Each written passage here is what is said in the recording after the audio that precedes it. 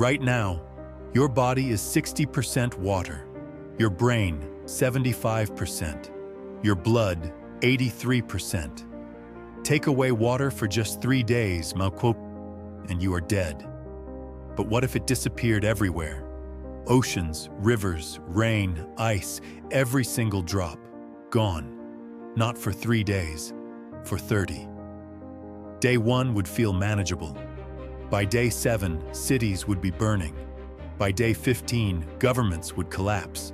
By day 30, Earth would be unrecognizable. This is not science fiction. This is science. And every single thing you're about to hear is backed by real data. The first hours, most people wouldn't even notice. Taps still work. Bottles are still full. Supermarkets still have stock. But behind the scenes, panic has already begun. Governments activate emergency protocols. Military secures water reserves.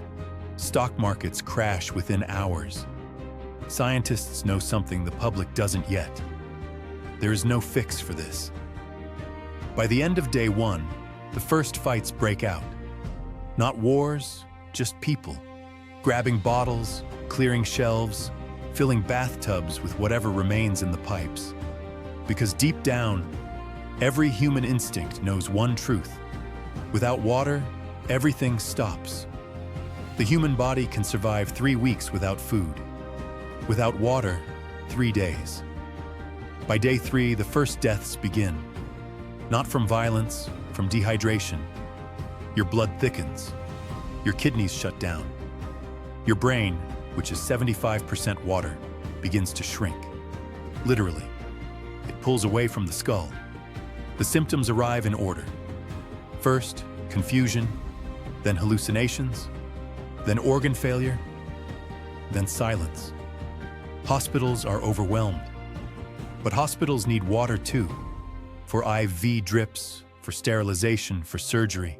Without it, they become useless buildings full of people who cannot be saved. The elderly go first, then children, then anyone without stored supplies. And this is only day 3. By the end of the first week, the systems we take for granted begin to collapse one by one.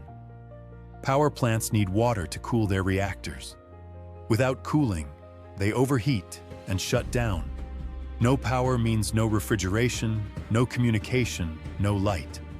Nuclear plants are the most dangerous. Engineers have approximately 72 hours to find an alternative cooling source before a reactor reaches critical temperature. Without water, several reactors around the world would begin melting down by day 7. Simultaneously, every farm on Earth goes silent. Agriculture consumes 70% of all fresh water on the planet. Crops begin dying within 48 hours of no irrigation. Livestock collapse shortly after.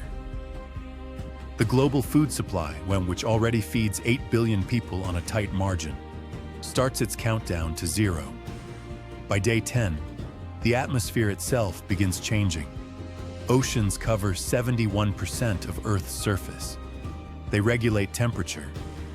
They produce 50% of the oxygen we breathe through microscopic organisms called phytoplankton. Without water, phytoplankton die within days. The oxygen they produce doesn't vanish immediately, but the process that replenishes it stops. Meanwhile, without ocean evaporation, clouds stop forming. Rain stops falling. The sky becomes permanently clear and brutally hot. Temperatures in equatorial regions begin climbing past 55 degrees Celsius. Forests, already dying from lack of groundwater, begin catching fire spontaneously. Not from human error, from pure heat. The Amazon rainforest, which produces 20% of Earth's oxygen, starts burning on day 11. Nobody can put it out. There is no water left to fight the fire. By day 15, governments no longer exist in any meaningful way. The social contract, the invisible agreement that holds civilization together, breaks completely. History shows us what happens when water becomes scarce. In the Syrian drought of 2006 to 2011, the loss of just 60% of livestock and failed harvests displaced 1.5 million people and contributed to a civil war. Now imagine 100% of water gone, everywhere, simultaneously. Every major city becomes a conflict zone, not because people are evil, but because a human being without water for 5 days will do anything to survive.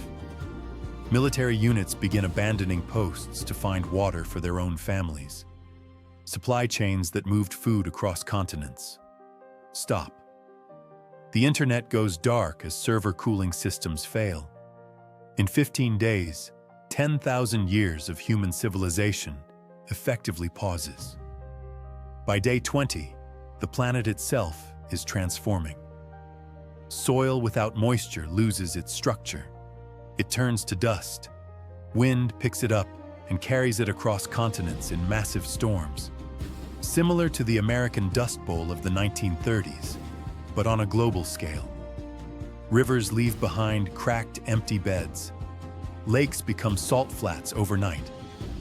The Caspian Sea, already shrinking in real life, would be completely gone.